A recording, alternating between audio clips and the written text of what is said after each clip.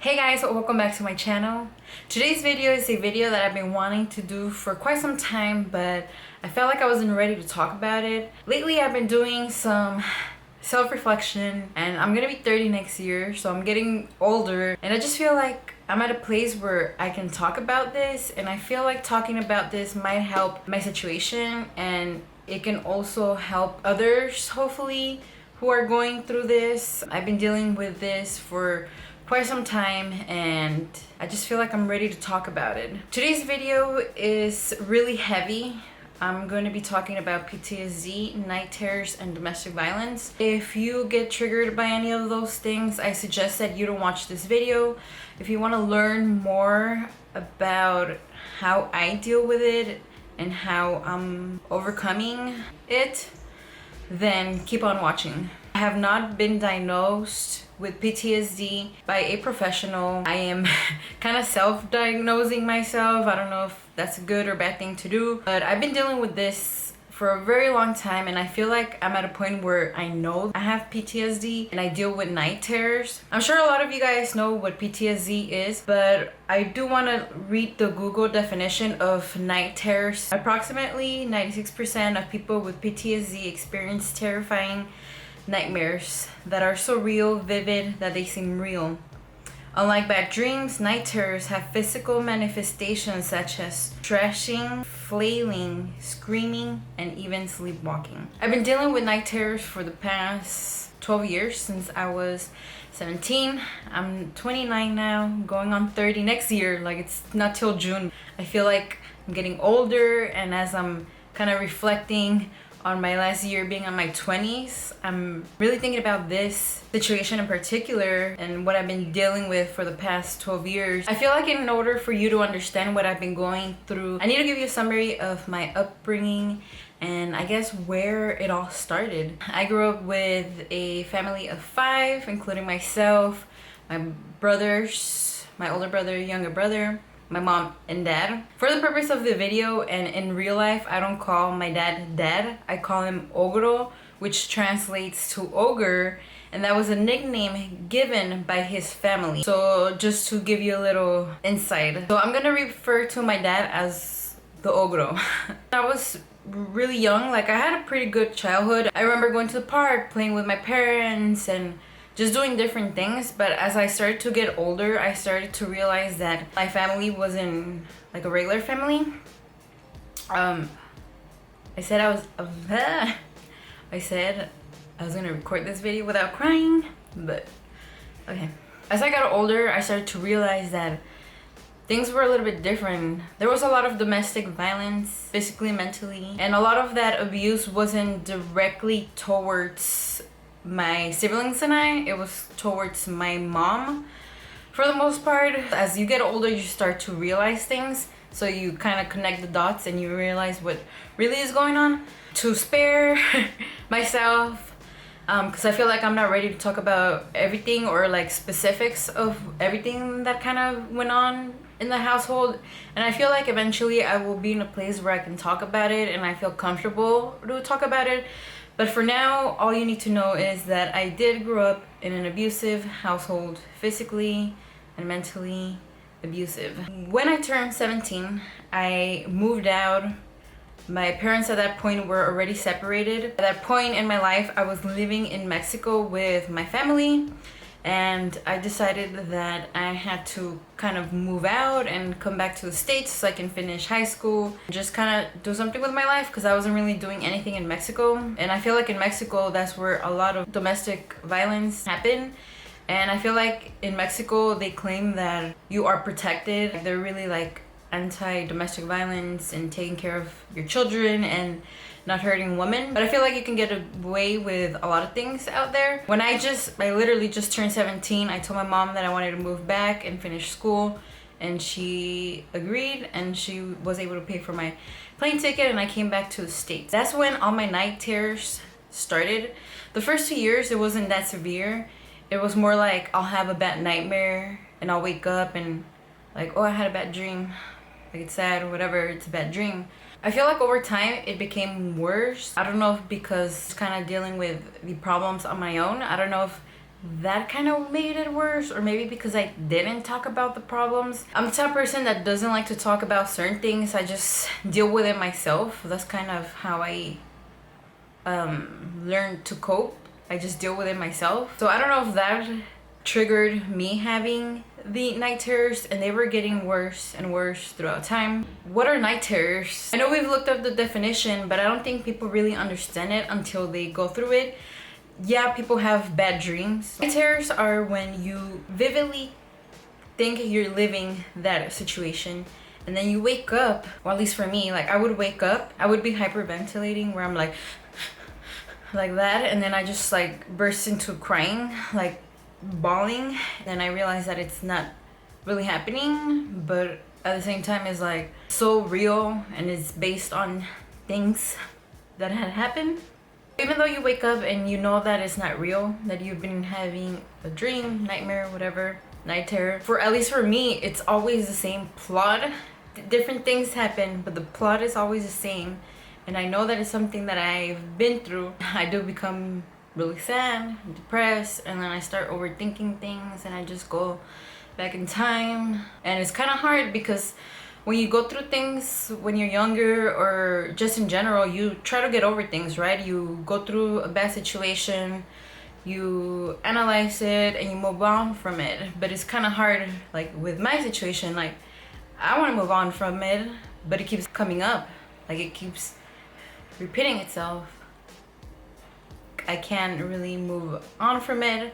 There was a period where it was happening really consistently, like every other week or like once a month, and it would happen for months at a time.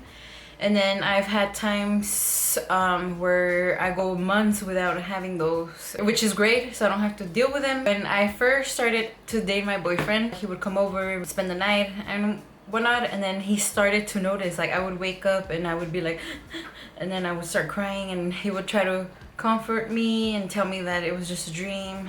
And that's the sad part, that it's not just a dream. It's more than that. I've tried a couple things to learn how to deal with it, especially since I've been dealing with that for 12 years. I try to kind of accept the fact that this is happening, like this is what I have to deal with. And I try to, I guess over time, after a bunch of times having the same night terror, waking up, being in a panic, crying, like it doesn't get me as sad as it used to at one point. I try to kind of, like, yeah, I'll get sad in the beginning, and then I'll kind of get over it in a way. So I've kind of like learned how to deal with that, instead of like back in the day where I would have them and they would really get me depressed. Like I would go days just feeling sad, and obviously that's kind of hard to control. Like you can't really control too much of your emotions, especially when you deal with something like this where it's kind of out of your control. But I think as long as you kind of learn to accept it, or you try to acknowledge that your life is different now than what it was back then, so you kind of learn to cope with it. I have tried fixing the problem. I've heard, I don't know if this is real or not, I haven't done my own research, but I was told that taking certain milligrams of CBD can help with dreaming. I tried that. I haven't found that that works. I also tried using cannabis before I go to bed, edibles that are supposed to kind of like really calm you down, or like even smoking weed before bed, and that hasn't worked. So I haven't really fixed the problem. I've tried different things, but it hasn't really worked. Another big thing that I felt like was kind of the solution to my problems was to get closer with the people that the night terrors involve. Does that make sense? Like just to get closer in the areas of life that I know I have issues with. I did confront, and I say confront with quotation marks because it wasn't really a confrontation with my mom. I talked to my mom. I've never stopped talking to my mom.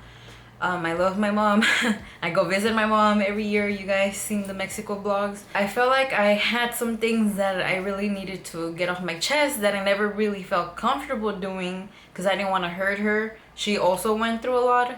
So I don't want to put all the pressure on her. A few years back, my mom was having some health issues. She was having some heart problems, and I decided to go to visit her like kind of spontaneously because I knew she wasn't doing well. And I was like, if something happens to her, I don't want her to go out without me telling her exactly how I feel, because then for sure I will never get closure. I had a conversation with her and it went pretty well. After that, my night terrors went away for 6 to 8 months. Felt that I finally got closure, so that meant that my issues were gone and I wasn't gonna have night terrors. But sure enough, they did come back, and it was the same thing, same plot, just different things happen, but the plot stays the same. I feel like maybe getting closure with my mom wasn't the closure that I needed. Maybe the closure that I need is with the ogro, but I feel like I don't know how that's gonna happen, because I want an apology. I don't think I'm ever gonna get an apology. I personally am not at a place where I can reach out to him and try to talk it out and confront him. I don't know if I will get there soon, or will I ever feel like I'm ready to confront him, talk about it, get closure from him. What else can I do? I have not gone to a professional. When I was in high school, I did go to like the school counseling, and I did that for a little bit. But after I graduated high school, which was a long time ago, I haven't taken initiative to go get professional help. Part of that is because at one point I wasn't financially able to get help, because I know therapy can be expensive. I'm sure there's free resources I can look up. I wish I would take more initiative on doing that. But if you know anywhere where I can get help, or if you guys recommend any resources, please share that information with me down in the comments section. I would highly appreciate that. Luckily now I'm at a point where financially I'm able to afford going to therapy, so that's something that I will be doing pretty soon, because I feel like I said, I've been doing a lot of kind of reflecting. I'm gonna be 30. It's been a long time. I don't want to deal with this forever. It's been 12 years and I'm getting older, and it's like kind of annoying to think about it. I'm like about to be 30 and having nightmares. Hey guys, this is Editing Jamie, and I just realized that I forgot to talk about something very important, and I feel like this video will be incomplete if I don't talk about it. So coming from my experience, I just want to put it out there. If you are currently in a domestic violent household and you have children, make sure you're doing what's best for your children.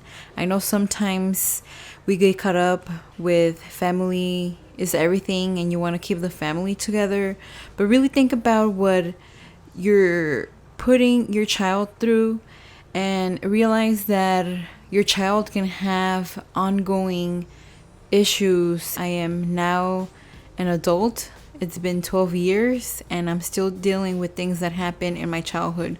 So I just want you to really think about that, because your child can be like me and dealing with these things years later. I know this video was kind of heavy, and I tried my best to open up and share with you guys what has been going on, and I'm sure I'm not the only one that deals with these things, but I know that these subjects, since they're so heavy, not a lot of people like to talk about it, but I feel like talking about it is gonna help me out, because I'm the type of person that doesn't like to talk about it. I just keep it in me and I deal with it on my own.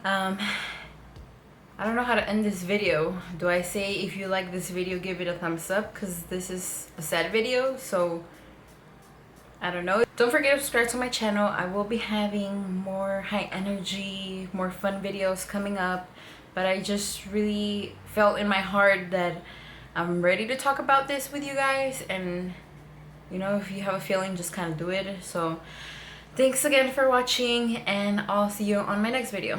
Bye guys. Fall in love.